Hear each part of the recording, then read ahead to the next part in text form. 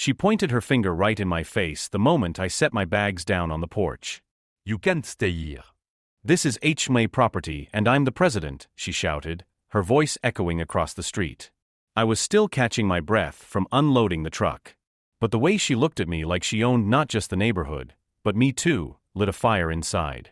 I calmly said, "Ma'am, this house isn't even part of your HOA." But that only made her snap harder. She waved a stack of papers, half crumpled like they were the Constitution itself. "These rules apply to everyone who moves in, and if you don't leave right now, I'll have you arrested." I glanced at the papers and instantly saw they weren't even real. Just a copy-paste notice with no signatures. She had printed her own authority, and now she thought she could run me off my land. My stomach tightened, but I didn't move. I kept my eyes steady on hers while neighbors peeked through curtains, waiting to see what would happen. She pulled out her phone, dialing fast. 911.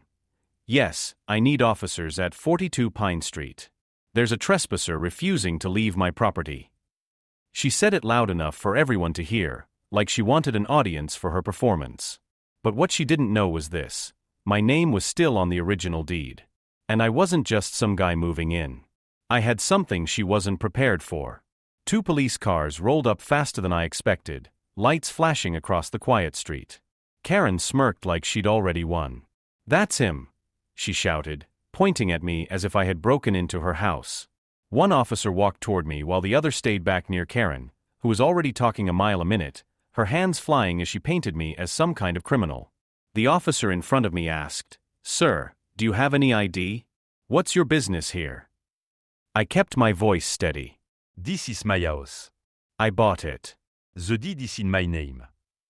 I reached into my folder on the porch and pulled out the original ownership papers. His eyes flickered as he glanced at the official stamps. Meanwhile, Karen's voice got louder and louder. "Don't listen to him.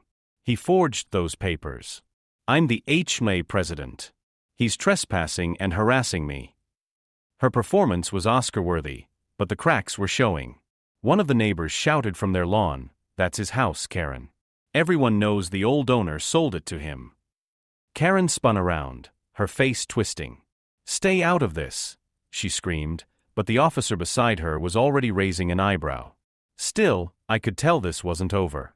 She wasn't going to let go of her control so easily. And I hadn't even revealed the one thing she never expected. Karen's face turned red as the officer holding my deed started asking her questions.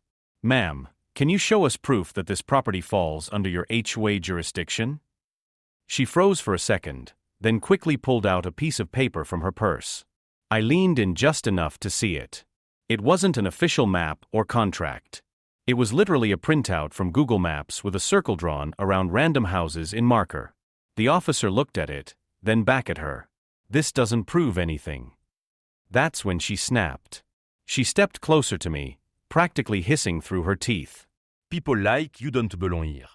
"You're going to ruin this neighborhood."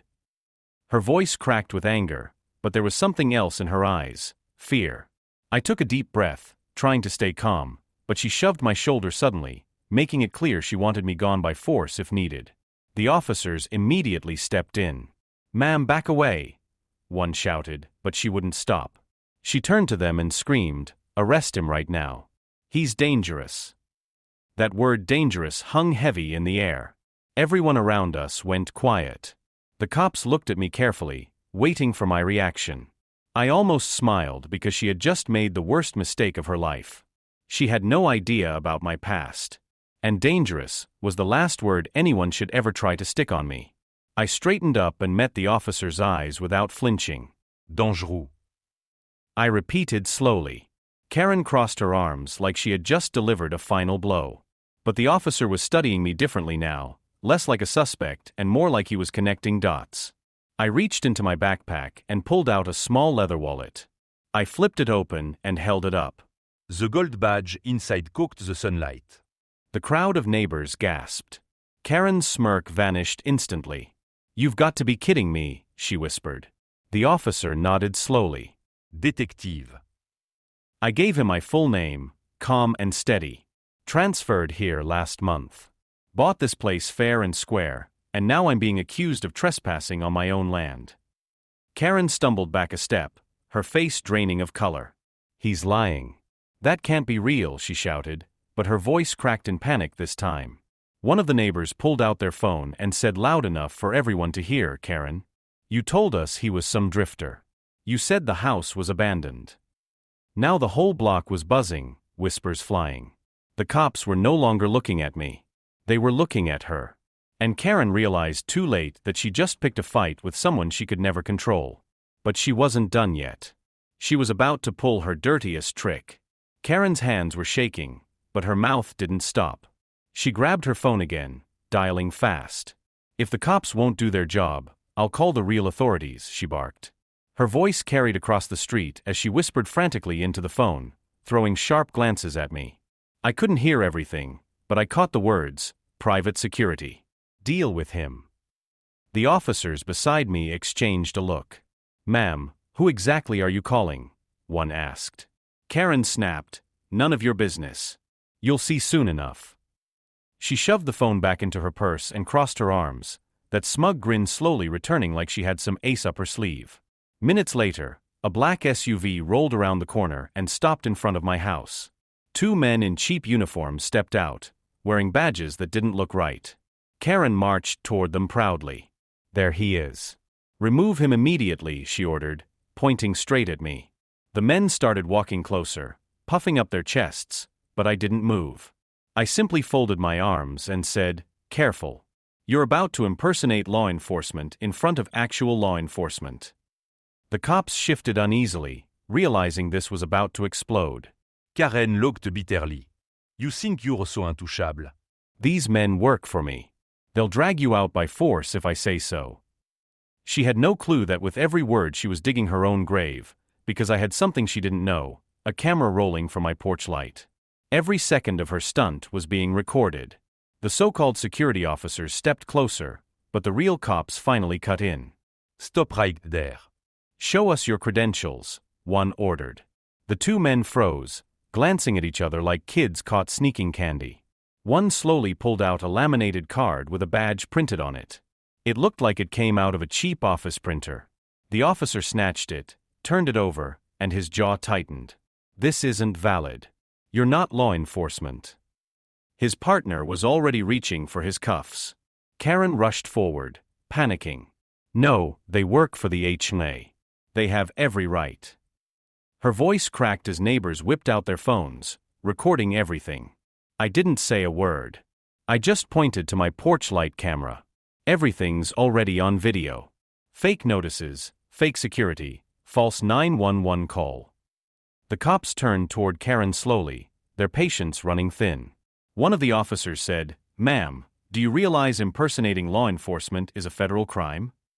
Karen's face went pale, but she still tried to talk her way out. No, you don't understand. "I was protecting the neighborhood. He's dangerous. He's lying about who he is." That's when I pulled out my badge again, stepped closer, and spoke low so only she could hear. Karen, you've been barking up the wrong tree. And now you're the one in serious trouble. The moment est venu. She blinked fast, her confidence slipping away as the officers tightened their grip on her fake security team. She knew her empire of fake authority was about to crumble. Karen's voice finally cracked into desperation. "You can't do this to me." "I run this neighborhood," she screamed, twisting as the officers moved in closer. But the neighbor weren't silent anymore. One after another, they spoke up. She threatened to fine me for having my kids bike outside. She said she'd evict me if I didn't trim my bushes. She put fake violation notices on our doors too. The block had turned against her, their voices piling on like a tidal wave. Karen spun in circles, pointing at me, pointing at them, shouting, "Lies. All of you are liars." Her hair was messy now, her hands flailing as the officers guided her back toward the patrol car. I stepped forward, my tone calm but sharp. "You called me dangerous, Karen, but look at yourself." You built your power on fear and lies. And now everyone sees the truth. She tried lunging at me with one last scream, "This isn't over," before the officers pulled her arms behind her back and cuffed her. The fake security guards were already lined up against the SUV, hands behind their heads. One officer looked at me and nodded. "Detective, we'll be filing charges," impersonation, harassment, false police report. The list is long. The neighbors clapped, some even cheering, phones still recording. Karen's empire of fake authority had fallen in front of everyone. But for me, it wasn't just about justice. It was about making sure no one else here would ever be bullied on their own land again.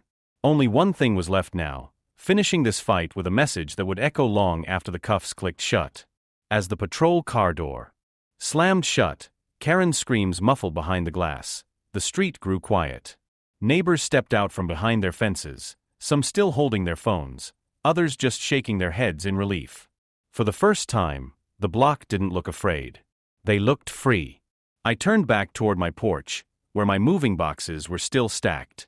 The life I had fought for, the house I had chosen, stood untouched, solid. One of the older neighbors walked over, his voice steady but full of gratitude. "Son, we've been waiting years for someone to finally stand up to her." I nodded, taking a slow breath. Nobody should lose sleep in their own home. Not here. Not anywhere. The words came out heavier than I planned, but the truth carried weight. I looked at the police officers loading Karen's fake security team into the SUV and added, "I didn't serve this country just to be told I can't live on my own land." The crowd clapped again, softer this time, more like respect than celebration. The officers gave me one last nod before driving off with Karen, her empire gone, her power stripped, her lies recorded forever. I stepped onto my porch, picked up the first box, and said to myself, now I can finally start my life here. But deep down, I knew one thing: people like Karen never stop scheming. And if she ever tried again, I'd be ready.